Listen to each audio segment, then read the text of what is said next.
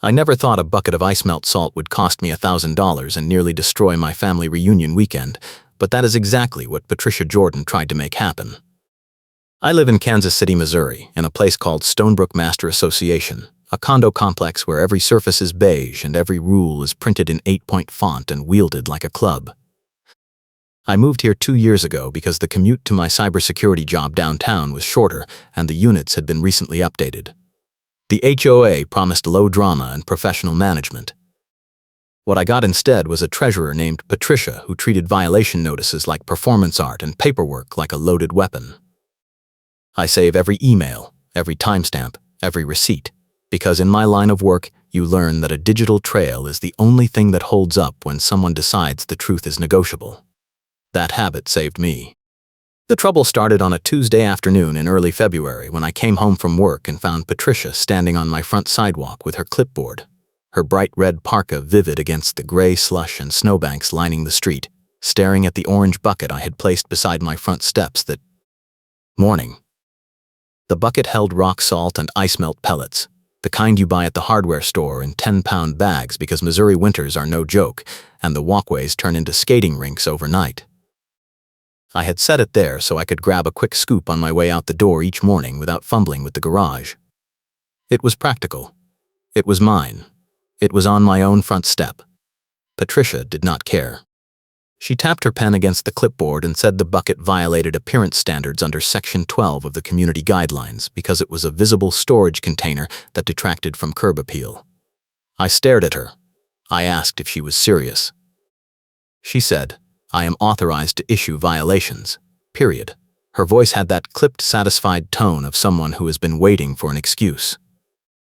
I told her the bucket was temporary and functional and that half the neighborhood had holiday decorations still up in February, which actually were against the rules. She said the decorations were being addressed in due course, but my bucket was an immediate eyesore, and she was filing the notice that day. I felt my jaw tighten. I did not yell. I kept my voice flat and asked her to show me the specific language in the guidelines.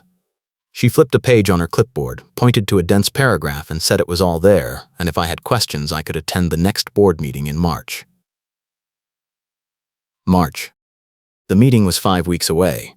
The notice fee was $50 if paid within 10 days, $200 if it went past that, and she made it very clear she expected the bucket gone by end of week. I took a photo of her clipboard page with my phone.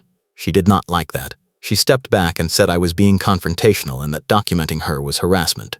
I told her I document everything. It is part of my job, and she had just accused me of violating rules, so I was going to verify the claim. She snapped that everyone hates what you are doing, I am just the one saying it. That line stuck with me. I nodded slowly, said nothing, picked up the bucket and carried it into my garage. She waited on the sidewalk until I closed the door, then she walked away. I went inside, opened my laptop, and pulled the Community Guidelines PDF from the HOA website. Section 12 covered exterior storage. It banned sheds, tarps, and bulk containers visible from the street. The example photos showed rusted grills and stacked lumber. A small orange bucket next to a doormat was not even close. I screenshotted the section, highlighted the text, and saved it in a folder I named Stonebrook Evidence. Then I checked my email. Nothing from Patricia yet. I knew it was coming. The email arrived at 8:15 that night. Subject line, Violation Notice, Unit 447. It was from Stonebrook Master Association Management, CCing Patricia Jordan and the board president. The body was 3 paragraphs of legalese saying my unit was in violation as of February 6th. The fee schedule was attached, and I had 10 business days to cure and provide photographic proof of compliance. The attachment was a PDF scan of a handwritten notice dated February 6th, which was that day, and signed by Patricia in her role as treasurer. The notice claimed the bucket was an unapproved exterior storage item and referenced Section 12.4. I read it twice. Then I checked the metadata on the PDF. The file was created at 7:53 p.m., about 20 minutes before the email was sent. That meant Patricia went home, wrote the notice by hand, scanned it, and sent it the same evening she confronted me. No waiting period, no courtesy follow-up, just immediate escalation. I forwarded the email to a new folder, then replied to the management company only, not CCing Patricia, and politely stated that I had reviewed Section 12.4 and believed the citation was incorrect because the bucket was not a permanent storage item and was not visible from the street when placed dead beside the door. I attached my screenshot of the guidelines and my photo showing the bucket placement. I kept the tone professional and factual. I hit send and felt a small flicker of satisfaction. Then I went to bed. The next morning I woke up to two things. First, freezing rain tapping the windows and turning the parking lot into a sheet of glass. Second, a text message from my brother saying he and his family were flying in Friday for the weekend and asking if I still had room for them. I did. I had been planning this visit for a month. My brother, his wife, and their 2 kids were coming to stay with me because it was my nephew's birthday and I had promised him a trip to the Science Museum and the zoo. I had bought tickets. I had stocked the fridge. I had blocked off my calendar at work. The timing was locked. I texted back and confirmed everything was good. Then I remembered Patricia. I looked out the front window. The driveway and sidewalk were slick. I needed salt. I pulled on my coat and boots, grabbed the bucket from the garage, and scattered a thin line of pellets down the walkway and across the step. I left the bucket beside the garage door, out of sight from the street. I figured that would be enough. It was not. That afternoon, I got a call from the Stonebrook Management Company. The woman on the line introduced herself as Jennifer and said she was following up on my email. Her tone was careful, like she was reading from a script. She said Patricia had reviewed my response and insisted the violation stood because the bucket had been visible during her inspection, and the guidelines prohibited any storage container that could be seen during a reasonable assessment of the property. I asked what reasonable assessment meant. Jennifer paused and said Patricia had submitted a second photo showing the bucket next to the garage door and claimed that was also visible from the common area sidewalk. I walked to the window and looked.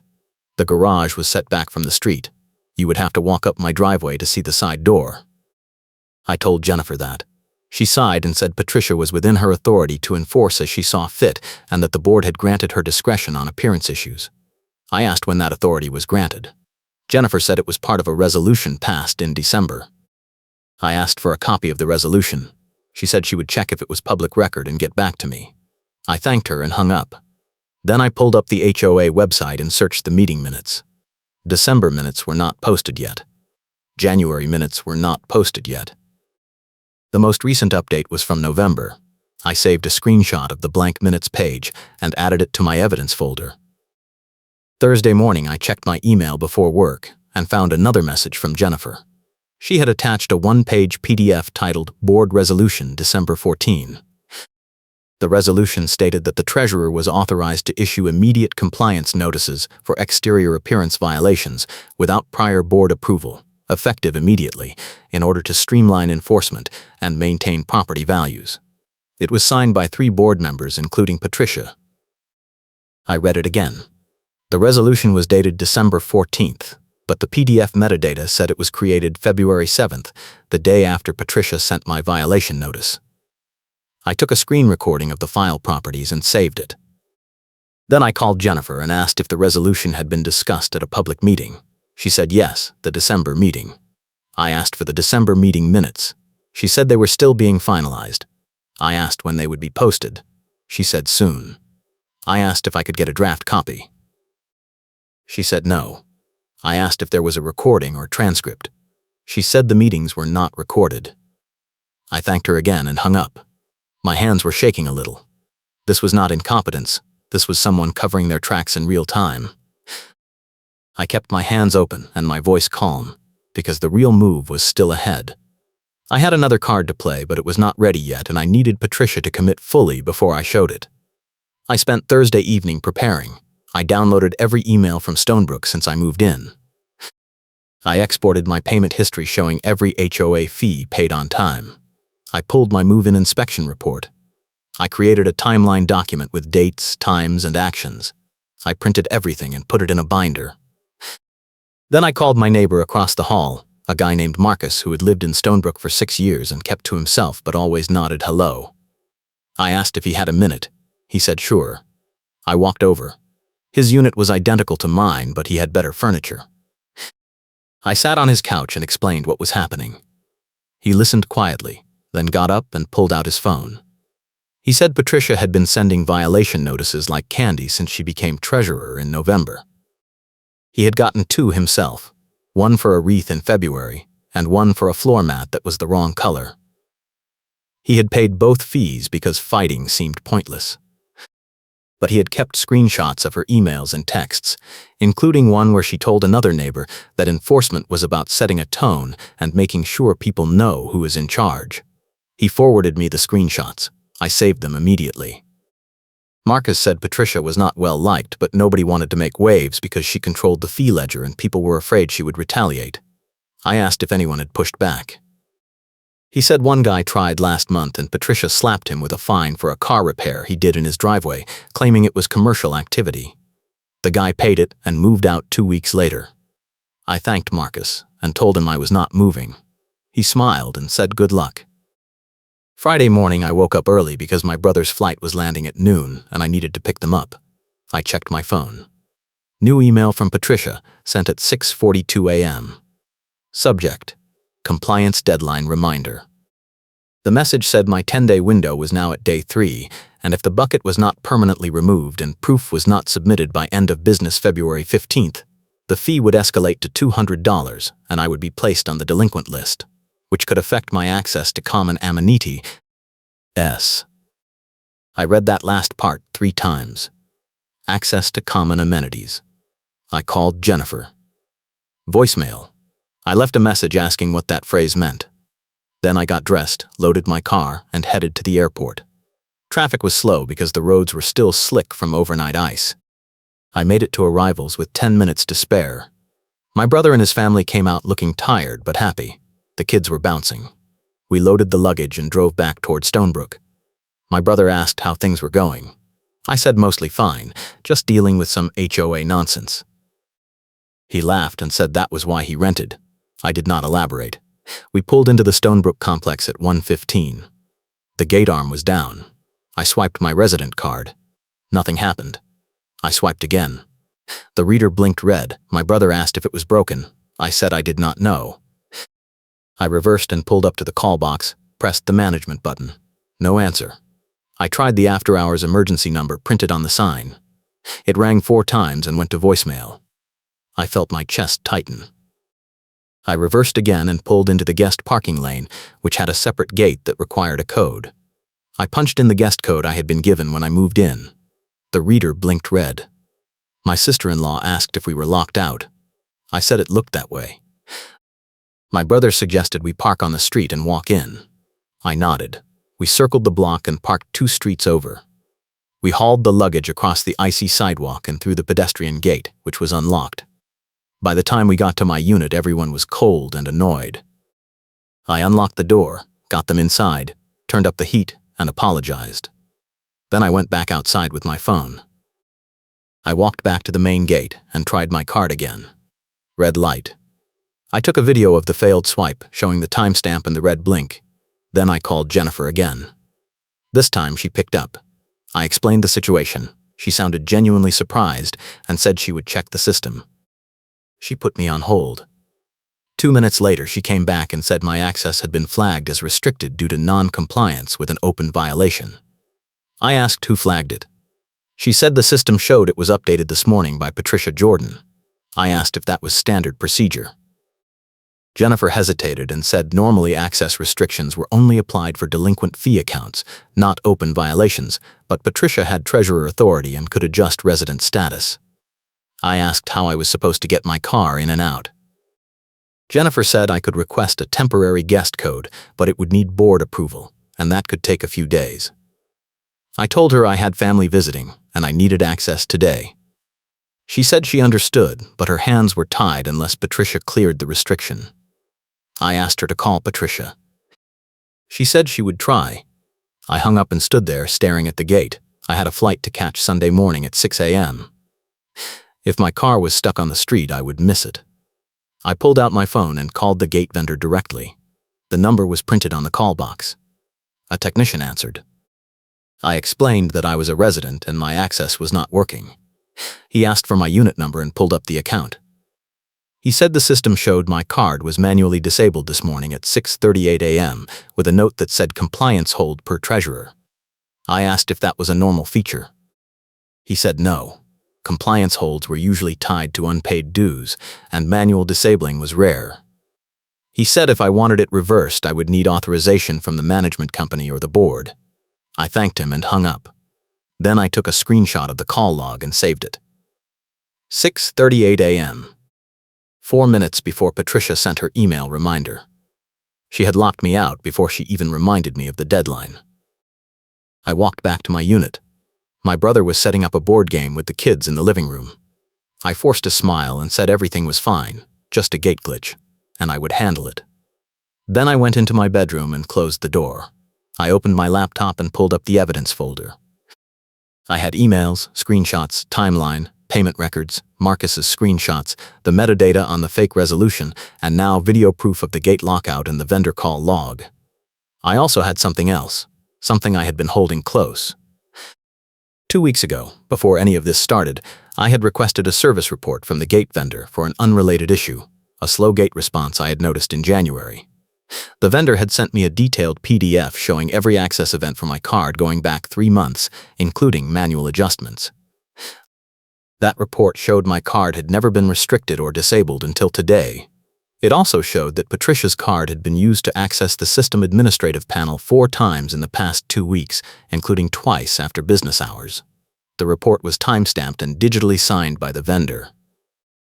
I had not mentioned it to anyone yet.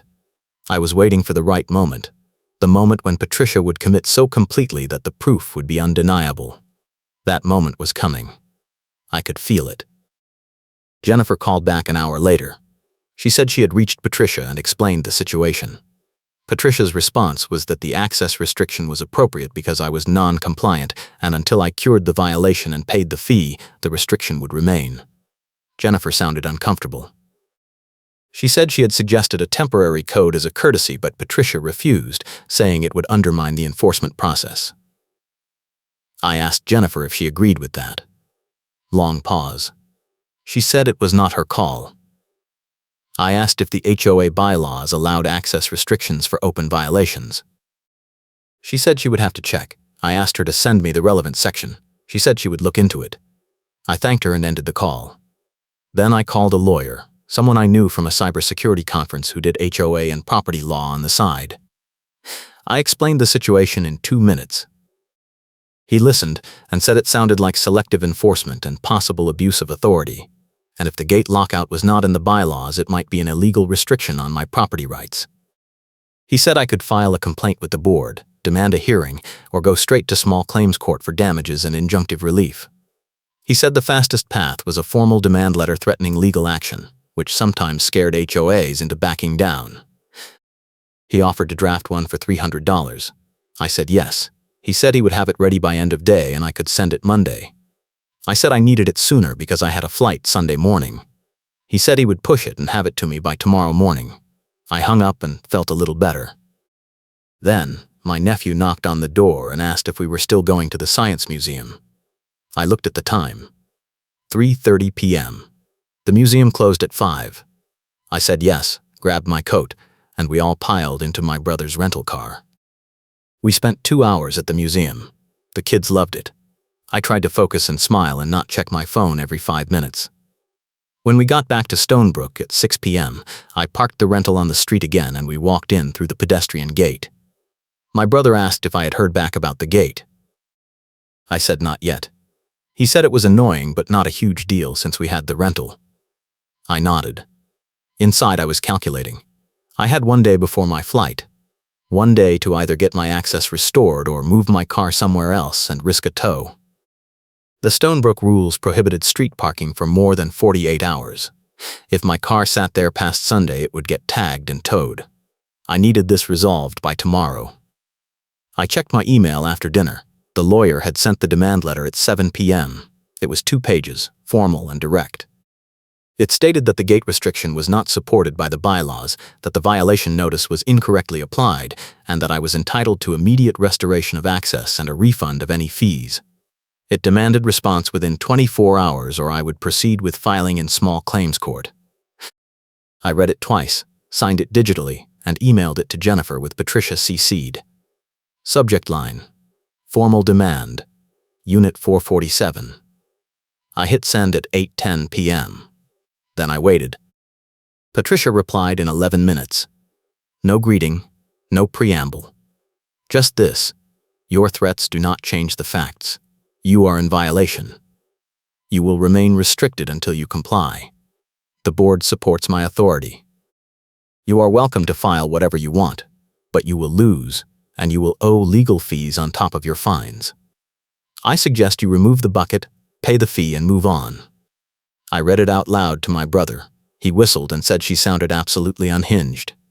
I agreed. Then I noticed she had not CC'd Jennifer or the board. This was a direct reply, just to me. That told me she was rattled. I forwarded her email to my lawyer and asked if it changed anything. He replied in 10 minutes and said it actually helped because it showed bad faith and personal animus, which would support a harassment claim. He said to sit tight and let her escalate. I did not have to wait long. At 9:15 p.m. I got a text from Marcus. He said Patricia had just knocked on his door and asked if he had been talking to me. He said he told her no. She said she knew people were conspiring, and if anyone helped me, they would be subject to the same enforcement. Marcus said she looked manic and was holding a printed stack of papers. He said he closed the door and locked it. I thanked him and saved the text. Then I went outside and walked the property perimeter. The snow had stopped, but the air was bitter cold. I walked past the mailbox cluster, the clubhouse, the pool gate. Everything was quiet. When I got back to my building, I saw something taped to my front door. A piece of paper in a plastic sleeve. I pulled it down and held it under the porch light. The paper was another violation notice, handwritten, dated today, signed by Patricia. This one claimed that I had damaged common property during snow removal and owed an immediate repair fee of $500, payable within 48 hours or subject to lien filing. There was no description of the damage, no photos, no evidence, just the claim and the fee. I took a photo of the notice, front and back, then took a video of myself pulling it off the door with the timestamp visible. Then I went inside, scanned the notice, and added it to the evidence folder. I called my lawyer. Voicemail. I left a message summarizing the new notice. Then I sat down at my kitchen table and opened my laptop. I pulled up the gate vendor service report again. I read through the access log one more time. And then I saw it. February 6th, 6:41 p.m. Patricia Jordan, Administrative Access, Gate System Configuration Panel, Manual Disable, Unit 447. The timestamp was 3 hours after she confronted me about the bucket. She had gone home, written the violation notice, scanned it, sent the email, and then logged into the gate system and disabled my access that same night, not this morning, 6 days ago. The system had just delayed the restriction until this morning, probably on a timer she set. The vendor report proved it. She had planned the lockout from day one. This was not enforcement. This was punishment. I did not sleep much. Saturday morning I woke up at 5:30 and checked my phone. My lawyer had replied overnight. He said the new damage claim was almost certainly fabricated, and that, combined with the gate lockout and the prior violations, I had a solid case for harassment, abuse of authority, and possibly fraud. He said if I wanted to move fast, he could file an emergency motion Monday for injunctive relief and sue for damages, attorney fees, and a restraining order. He estimated total cost around $2,000 up front with potential recovery if we won. I told him to start drafting. Then I got dressed and went outside. My car was still on the street, no ticket yet. I walked around the vehicle checking for damage. Nothing. I took photos of the car, the street, the nearby curb. Then I walked back to the main gate and tried my card one more time. Red light. I recorded it again. Then I noticed something. There was a printed sheet taped to the inside of the gate call box, visible through the glass. I leaned close. It was a list of restricted units. Mine was on it. So were 3 others. I took a photo. Then I walked back to my unit. My brother was awake, making coffee. I poured a cup and told him I might need to move my car to a paid lot for the day. He asked why. I gave him the short version. He said Patricia sounded like a sociopath. I agreed. Then my phone rang. Unknown number. I answered. A man's voice said, "This is Atlas Towing. We have an order to remove a vehicle registered to your address. Are you the owner?" My stomach dropped. I said yes. He said, "We are on site now. Do you want to move it or do we proceed?" I said I would be right there. I hung up, pulled on my coat and boots, and ran. The tow truck was idling behind my car, amber lights flashing. The driver was a guy in his 50s wearing a reflective vest and a beanie, holding a clipboard. I jogged up and said I was the owner. He looked at me and said the HOA called in a parking violation. Said the vehicle had been here over 48 hours. I said it had been here less than 24. He shrugged and said he was just doing the job. If I had proof I could dispute it with the HOA, but he had an order and he needed to hook it, or I needed to move it now. I said I could not move it, because the HOA locked me out of the gate. He stared at me. I showed him the video of the red light on my card reader. He watched it and said that was messed up, but it was not his problem. He said if I did not move the car in the next 2 minutes he was hooking it, and I would owe the tow fee plus storage. I asked how much. He said $200 to release it today, more if it sat. I felt my hands shaking. I said fine, I will move it. Where can I park? He said not his problem. I asked if I could park in the guest lot. He said ask the HOA. I called Jennifer. Voicemail. I texted her. No reply.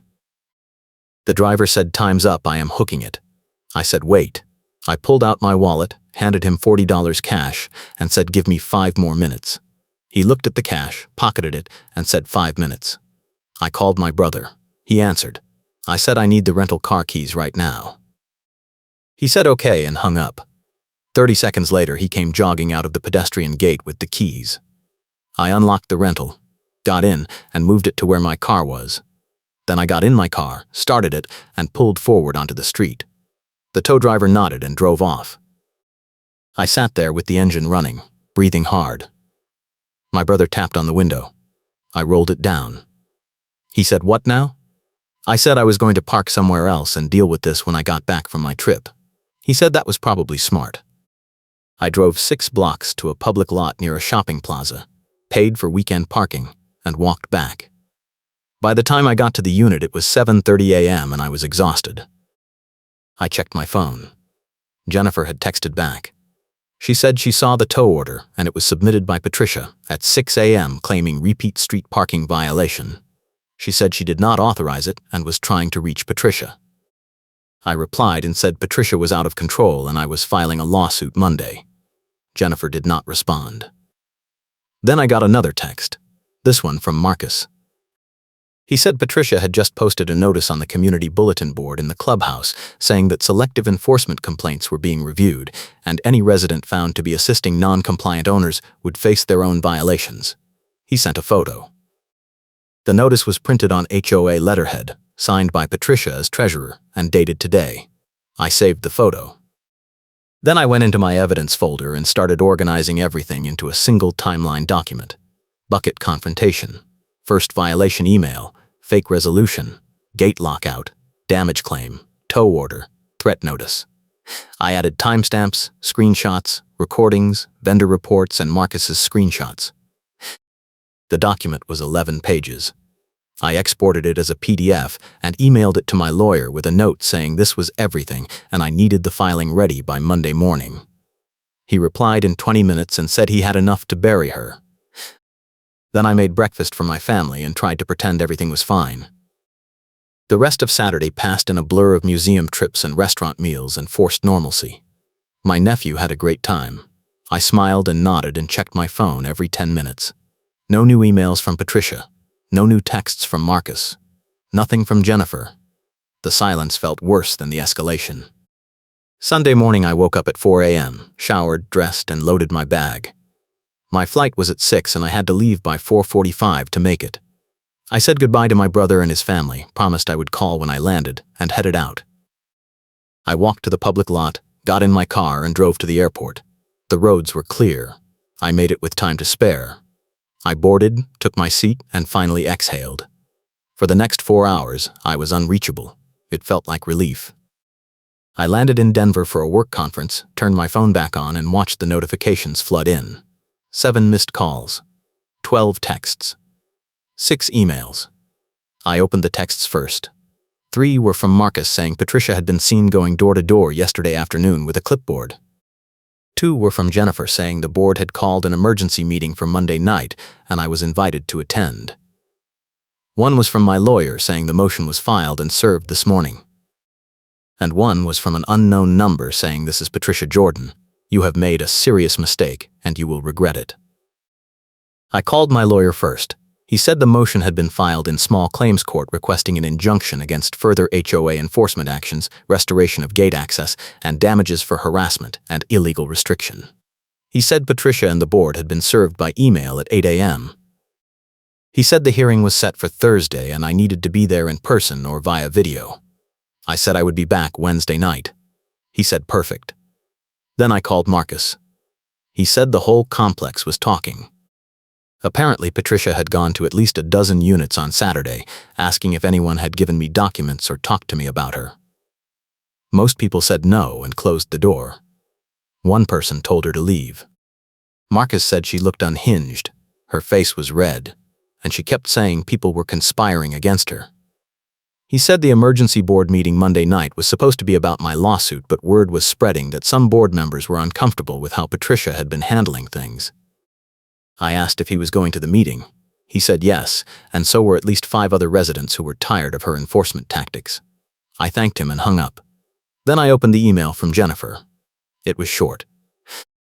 She said the board president wanted to discuss a resolution and asked if I would be willing to mediate before the hearing. I replied and said I was willing to talk, but only if my gate access was restored immediately and all fees were dropped. She replied within an hour and said she would pass that along. Monday night, I was in a hotel room in Denver watching the clock. The board meeting started at 7 p.m. Kansas City time, which was 6 p.m. my time. Marcus texted me at 6:15 and said the meeting was packed, standing room only, and Patricia looked like she wanted to bolt. He said the board president opened by acknowledging my lawsuit and saying the board needed to review enforcement procedures. Patricia interrupted and said I was a liar and a troublemaker, and the board needed to stand behind her authority. The president told her to sit down. Marcus said it got tense. Then another board member, a woman named Linda, asked Patricia to provide documentation for the damage claim she had filed against me. Patricia said the documentation was being prepared. Linda said that was not acceptable and asked when the damage occurred. Patricia said last week during snow removal. Linda asked for photos. Patricia said she did not have photos yet. Linda asked how she could file a $500 claim without evidence. Patricia said she was authorized to assess based on reports. Linda asked who reported it. Patricia did not answer. The room got quiet. Then Marcus stood up and said he had screenshots of Patricia threatening residents who talked to me. He read one out loud. The room erupted. People started shouting questions. The president banged a gavel and called for order. Patricia stood up and walked out. The meeting continued without her. The board voted to suspend all pending enforcement actions pending a full review, effective immediately. They also voted to restore my gate access and refund any fees I had paid. Marcus texted me all of this in real time. I sat on the hotel bed reading and feeling something close to vindication. Tuesday morning, Jennifer emailed and confirmed that my gate access had been restored and that all violation fees were voided. She said the board was conducting an internal review of Patricia's actions and would follow up within 2 weeks. She apologized for the inconvenience. I forwarded the email to my lawyer and asked if we should still proceed with the hearing. He said yes, because we were also seeking damages and we wanted a court record in case Patricia tried anything else. I agreed. Then I got another email, this one from Patricia directly. No subject line. The message said, "I know what you did and I know you fabricated evidence, and when the truth comes out you will be expelled and sued." I forwarded it to my lawyer immediately. He replied and said that was Exhibit A for harassment and probably defamation. He said, "Do not reply, just save it." I did. Wednesday, I flew back to Kansas City. I picked up my car from the lot, drove to Stonebrook, and swiped my card at the gate. Green light. The arm lifted. I drove through and parked in my assigned spot. It felt like winning a small war. I went inside, unpacked, and started prepping for the hearing. My lawyer had sent me a witness outline and a list of exhibits. I printed everything and put it in the binder. Then I called Marcus and asked if he would be willing to testify if needed. He said absolutely. Thursday morning, I met my lawyer at the courthouse at 9 a.m. The hearing was at 10. We sat in the hallway and reviewed the exhibits one more time. At 9:50, Patricia walked in with a man in a cheap suit who introduced himself as her attorney. Patricia would not look at me. Her face was pale and tight. We were called into the courtroom at 10. The judge was a woman in her 60s who looked bored until she started reading the filings. Then she looked interested. My lawyer presented first. He walked through the timeline, showed the emails, played the video of the gate lockout, showed the vendor report proving the lockout was intentional configuration, not a glitch, and introduced Marcus's screenshots showing the threats. He argued that Patricia had abused her authority, fabricated claims, and retaliated against me for pushing back. Then, he showed the damage claim notice with no evidence and pointed out that Patricia had refused to provide documentation at the board meeting. Patricia's attorney objected and said the damage claim was withdrawn. The judge asked when. He said Monday night. The judge asked why it was filed in the first place. He said it was a good faith assessment. The judge asked where the assessment was. He did not answer. Then, my lawyer said I had one more thing.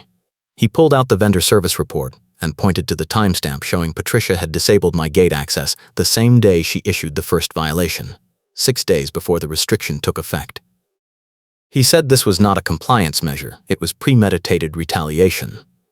The judge read the report. Then she looked at Patricia and asked if she had disabled the access on February 6th. Patricia said yes. The judge asked why. Patricia said because he was non-compliant. The judge said the violation notice gave him 10 days to cure, so why disable access immediately? Patricia said it was a deterrent. The judge said that was not a reasonable use of authority. Then she asked Patricia if she had any evidence of the damage claim.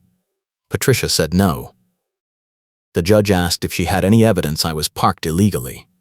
Patricia said the tow company confirmed it. The judge asked for the tow order. Patricia's attorney handed it over. The judge read it and said it claimed 48 hours of street parking, but my evidence showed less than 24. Patricia said I was lying. The judge said the timestamp on my video was clear. Then the judge asked if Patricia was current on her own HOA dues. The courtroom went silent. Patricia's attorney cleared his throat and said that was not relevant. The judge said it absolutely was relevant if the treasurer was enforcing fees she herself was not paying. She asked again. Patricia said she had a payment plan. The judge asked to see it. Patricia did not have it. The judge looked at my lawyer and asked if he had any knowledge of this. My lawyer said he did not, but he would like to request HOA financial records as part of discovery. The judge said she would allow it. Then she said she had heard enough.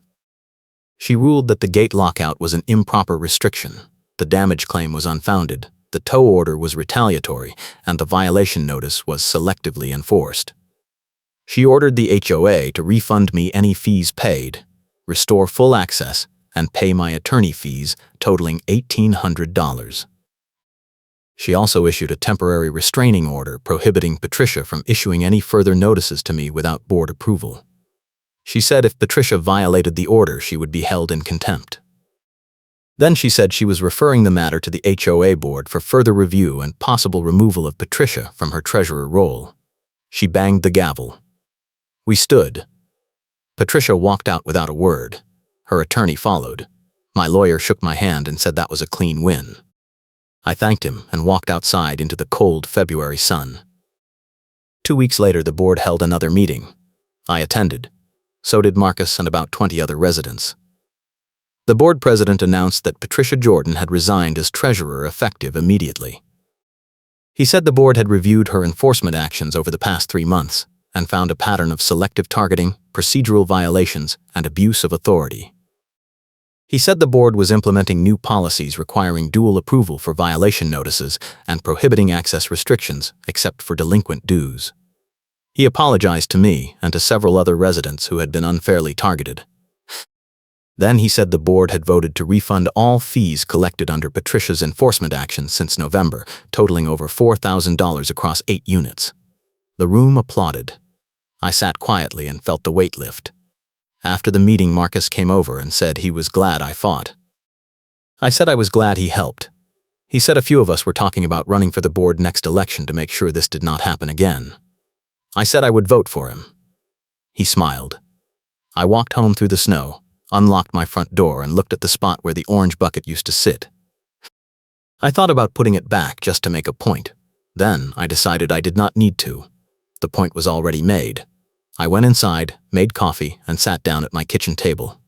My phone buzzed. Email from Jennifer. Subject line: Case closed. The message said the HOA had processed my refund and attorney fee reimbursement, and my account was clear. She thanked me for my patience. I closed the laptop and looked out the window at the snow-covered complex, the ugly beige buildings, the quiet streets. It was not perfect. It was not even particularly nice. But it was mine, and nobody was going to take that away with a clipboard and a power trip. I leaned back in my chair and finally let myself relax.